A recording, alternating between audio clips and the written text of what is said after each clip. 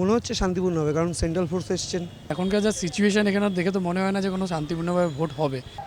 এটা তো got off সব সেট আপ করা, এইসব তো সব সেট আপ করা আছে। ভোটের আগে একটা হালকা একটু ঝামেলা হতে পারে।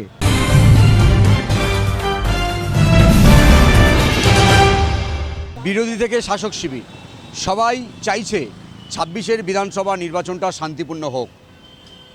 নির্বাচন কমিশনও তারা চাইছে যে শান্তিপূর্ণ নির্বাচন করতে হবে। ইতিমধ্যে নির্বাচন কমিশনার জ্ঞানেশ কুমার তিনি প্রশাসনকে নির্দেশ দিয়েছেন যে কোনো ধরনের অশান্তি তিনি বরদাস্ত করবেন না। একদিকে সরকার, একদিকে বিরোধীরা, অন্যদিকে নির্বাচন কমিশন চাইছে শান্তিপূর্ণ নির্বাচন করতে।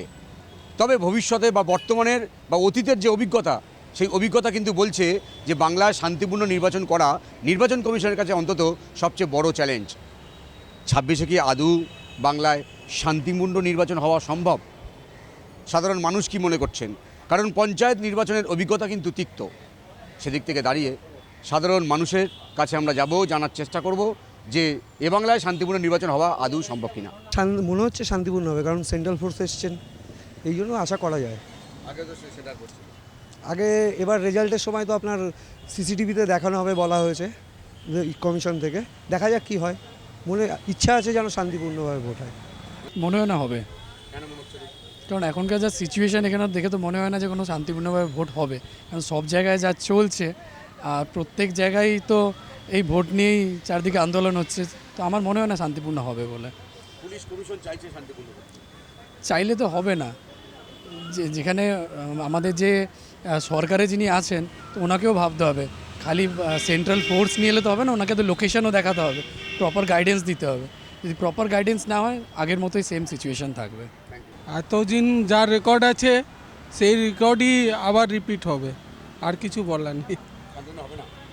হ্যাঁ, আরে আগে যার রেকর্ড আছে সেই রেকর্ডই তো আবার বাজবে 50 বছর থেকে। কিন্তু এখন কমিশন খুব কড়া পদক্ষেপ নিচ্ছে, কেন্দ্রীয় বাহিনী আসছে। আরে যাই হোক না দাদা, মুশকিল আছে। শান্তিপূর্ণ ভোট তো সবসময়ই বলে করার জন্যে, কিন্তু তো হয় না। তো কিছু কিছু জায়গা হয়, কিছু কিছু জায়গা হয় না। হ্যাঁ, আর কি বলুন, এই অশান্তির জন্য দায়ী তাহলে কি মনে হয়? নানা রকম পার্টি। কেন্দ্রীয় বাহিনী আসছে আগে থেকে। হ্যাঁ, ও কেন্দ্র বাহিনী আসলেও কিছু হয় নাকি? হ্যাঁ, কেন্দ্র বাহিনী আসবে, নিজে কাজ করবে, নিজে কাজ করে চলে যাবে। হ্যাঁ, এটা তো গট অফ সব সেট আপ করা, এইসব তো সব সেট আপ করা আছে। হ্যাঁ, কোথায় আমার কী করতে হবে না করতে হবে সেরকম সিনিয়র বাহিনী এসছে, সেরকমই কাজ করে চলে যাবে। দেখুন, এটা আমরা সবাই জানি যে এখন যা সিচুয়েশন চলছে, এই রকম ক্রিটিক্যাল সিচুয়েশন আগে কখনো এই লেভেলের হয়নি।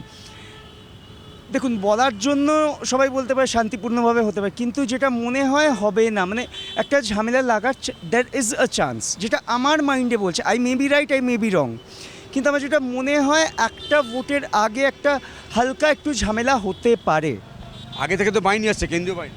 দেখুন, একটা জিনিস আমি বলছি যে একটা কেন্দ্র বাহিনী ধরুন আসছে, ঠিক আছে, এবার যদি এমন জায়গায় ধরুন যদি তুমুল একটা যদি ঝামেলা, কেন্দ্র বাহিনী দেখুন প্রত্যেকটা গলিতে গলিতে তো দে কান্ট কন্ট্রোল না, এইটা হচ্ছে ব্যাপার। এখানে যদি শান্তিপূর্ণভাবে যদি ভোটটা যদি সত্যি যদি পাবলিক চায়, তাহলে পাবলিককে নিজেদেরকে we have to take some measures, যে কোথাও যদি গণ্ডগোল হয় তাহলে সেখানটাতে অ্যাভয়েড করা, বা যখন সবাই ভোট দিতে হবে ধরুন 10-15 জন একসাথে শান্তিভাবে যদি ভোট দিতে যায়, মানে একা ওইভাবে যেতে, তাহলে কি হবে, একটা গ্যাদারিং হিসেবে যদি অনেক জনে যায় না, তাহলে তাও অনেকটা কাম ওয়েতে মানে ভোটটা হতে পারে।